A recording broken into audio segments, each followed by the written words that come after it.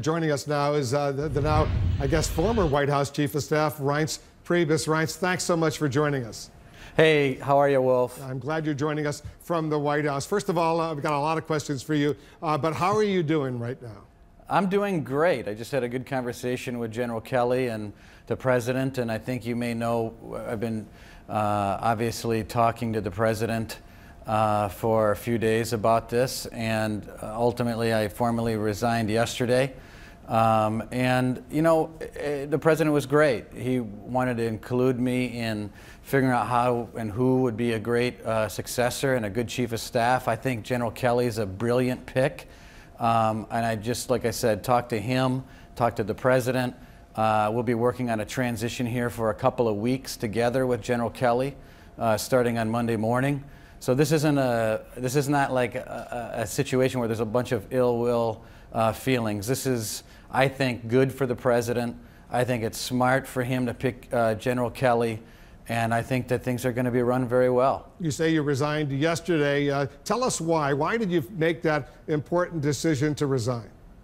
Well, it was something that I've always talked to the President about, which is, and I've always said to him, and he always agreed with me, anytime either one of us think that we need to make a change or move in a different direction, let's just talk about it and get it done. And so I think the President thought about that, and we talked about it yesterday, and I resigned and he accepted my resignation. But this is about the President. It's about moving his agenda forward. I think he's made a smart decision with General Kelly, and I think he's going to do a great job. And I'm looking forward to the future. One other thing, I'm always going to be a Trump fan. I'm on Team Trump, and I look forward to helping him achieve his goals and his agenda for the American people. But why did you resign? I'm still trying to understand. I understand that you told the President you wanted to resign. He accepted your resignation yesterday. But why? What were there a series of issues, or was there one thing that came up and and you decided, you know what, I no longer can do this? No, look, I think the President wanted to go to a different direction. I support him in that. And like I said a couple weeks ago, I said the President has a right to change directions. The President has a right to hit a reset button. I think it's a good time to hit the reset button. I think he was right to hit the reset button, and I think that it was something that I think the White House needs. I think it's healthy, and I support him in it. Was he not happy with the direction you were setting? No, but look, I mean, I think bringing fresh face, I think bringing fresh people is a good thing. So, look, he has the best political instincts. Hang on a second. Yeah. He knows, I think, intuitively when things need to change. I've seen it now for a year and a half on this wild ride with the President that I loved being a part of. But he intuitively determined that it was time to do something differently, and I think he's right. But it's only been 6 months, not very long. When you say he wanted to do things differently, tell us precisely what he said to you, why he wants to do things differently, and why you concluded that didn't include you. No, look, I'm not going to get into that personal stuff. The President is a professional, and I'm a professional, and professional people don't discuss private conversations in public. But what I will tell you is this President has the hearts of all Americans at the top of his mind at all times. He wants to do what's right for the American people. And I think making changes in the White House is common, but I also think that they can be very important. And I think that this is a good appointment for the White House, and I think the General will do a great job. When was the first inkling that you had that your time as the White House Chief of Staff was over? I'm not going to get into that, Wolf. Look, I have a very close relationship with the President. I'm going to continue to have a close relationship with the President. And out of respect for him, you know, I'm not going to get into our own private conversations. But I'll just put it at this. I think change is good. He wanted to go a different direction. I support him in that. And I look forward to working with General Kelly over the next couple weeks. I know you met with your staff, your senior staff, earlier this morning before you went with the President up to Long Island. Did you tell your staff that you were leaving? No, we were doing a business meeting in the morning. Everyone gave their reports, and then we were off to Long Island in New York to talk about MS-13. What was the impact? The new White House Communications Director, Anthony Scaramucci, you saw the interview. He granted Ryan Lizza in the New Yorker magazine. He called you some awful things, including a paranoid schizophrenic. He said your days were numbered. He said you were about to leave. At one point, he said Reince Priebus would resign soon, and that he expected Priebus to launch a campaign against him. What was your reaction when you saw that interview?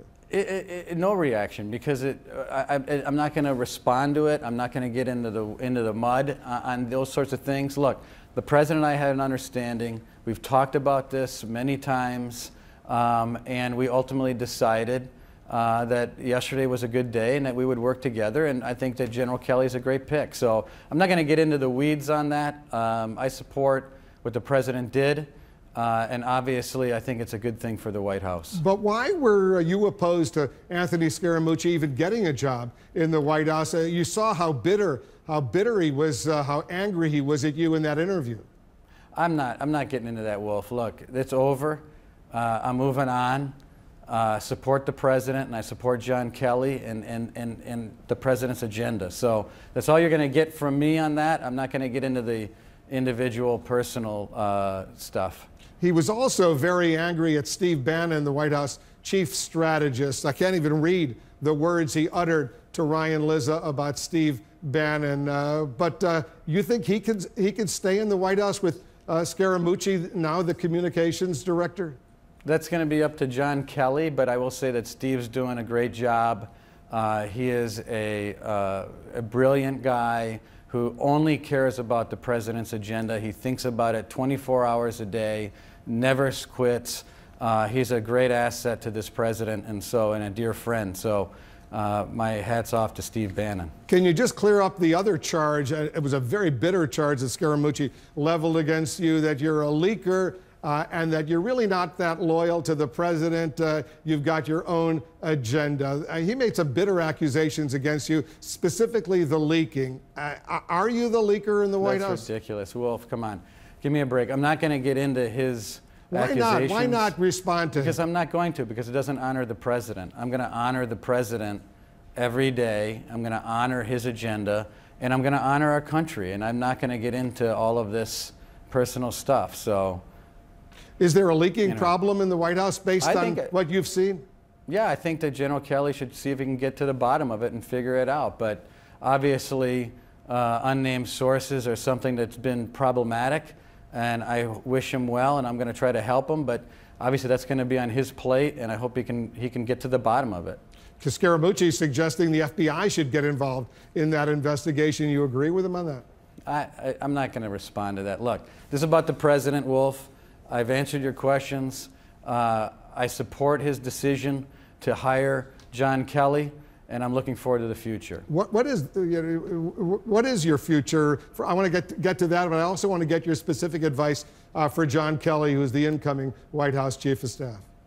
Well, look, I mean, God is good, and everything works to good in the end. I believe that. I'm not worried about that. I care about my wife and my kids. That's what I care about most. That's what I live for. So I live for God, my family, my kids, and I know everything's going to be just fine. And as far as John Kelly, he's going to be great.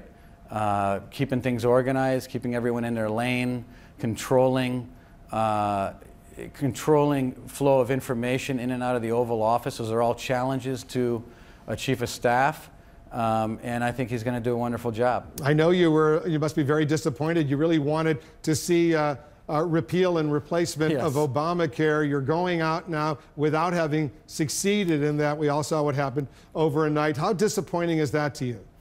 Well, it is disappointing, but I don't think it's over yet, Wolf. So I'm hopeful that the Republicans can still come together before reconciliation is over. And I wish them well to do it, and I'll be a part of trying to help make that happen if I can. And again, I'll always be on the team. What about the criticism that the president has leveled against the Attorney General of the United States, Jeff Sessions? How uncomfortable did that make you? Look, you know, Jeff's a great guy, but the president is disappointed, and I'm not going to get into that one either. So I'm only here to tell you that It's been a great privilege to be Chief of Staff. I support the President in choosing John Kelly, and I wish him well, and I wish everyone in the West Wing all of God's blessings. What's your proudest accomplishment over these past 6 months as the White House Chief of Staff? I think getting everyone together. I think that moving this West Wing, I think, in the right direction. I think obviously accomplishing all of the executive orders, the TPP, the VA accomplishments, the things that the President talks about all the time, the most bills in 6 months, the executive orders, the agenda of this President. It's something that I think everyone can be proud of. What's your biggest disappointment? Well, look, I mean, I wish health care would have passed, but I don't think it's over yet, Wolf. I think we can still get there. Well, talk a little bit about that. How do you get there? Because you don't have the votes. There's a 52-48 majority the Republicans have in the Senate. Clearly not enough. Well, they have to keep working, Wolf. I mean, they have to roll up their sleeves and keep working. They have to come up with another amendment. I think that Lindsey Graham's got an amendment. I think they have to work on Lisa Murkowski and see if we can get her on the right side of the health care debate. I don't think this is over. I think they can get this done. And obviously, coming together as a party is something that I think we've had too much difficulty doing. And having a governing majority is something that's been problematic. You can have a majority, but if you don't have a governing majority, you can't get things done. Why not work with the Democrats and come up with a compromise, work with some moderate Democrats, work to try to fix, improve the problems of the Affordable Care Act, Obamacare, and not necessarily completely repeal it? Look, I don't think the Democrats want to work with us on anything. They say they want to work with you. Right, and you look at the delays of the cabinet appointments, you look at all of the delays of the nominations. They're debating our cabinet secretaries for 30 hours and then voting for them, 90 to 10. This is not a party, and unfortunately Senator Schumer hasn't been the type of leader to want to compromise on the most basic things. And so I think the idea that somehow Democrats are going to just come together and give us a few votes on something here or there, I think it's fantasy. Now, that doesn't mean that I don't think it's important to try, so I'll give you that. But obviously, the Republicans have to try harder. I want to be very fair to you, Ryan. So you and I have known each other for a long time. I just want to be clear for our viewers. Did the President formally ask you to resign? No, I resigned and he accepted it. And that conversation was just simply like that? He didn't try to talk you out of it? No, we talked about it. You're confusing something. We talk all the time about this subject. Anytime we want to go a different direction, either one of us, we talk about it. So, look, he deserves credit for all of these accomplishments that he's had over the last 6 months. I don't think anyone realizes how much he's gotten done. I support him in making sure that the American people see and realize the work that he's done. I think we could do better here in making sure that people realize that and see it. He deserves it. He's been a great president, and I look forward to continuing to help him. I just want to be precise. You spoke often with the president about possibly resigning?